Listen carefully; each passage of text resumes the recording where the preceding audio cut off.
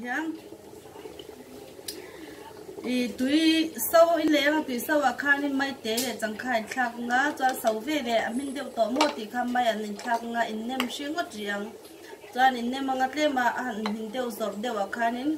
le kher an thur te kan te an thur sen te kan te kha kha in thak nga thak zo a ri lo tin nem anga chuan in chok ko ya nga run hui in thak ang chuan tui lut tok ram rim ten nam ani ma am ti bero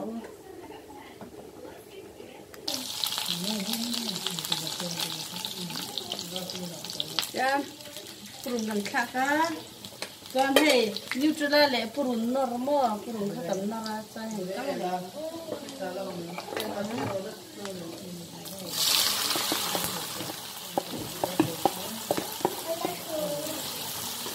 dia tam deu ka kan tur nutrila tu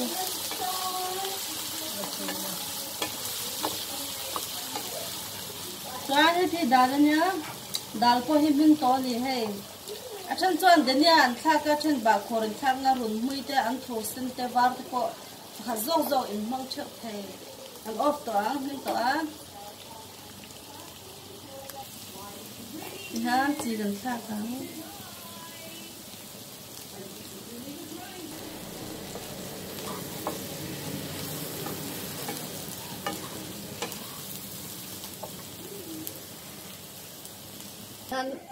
kang zawa te min le to a hei purun nor le ti nutrela kan pro kha tui ni tel tam de in kang nga tui dong khop me a mui dan he dang tok tui tok tui nge ma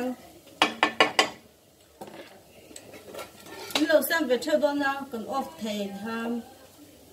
ni re khop me bye bye với cô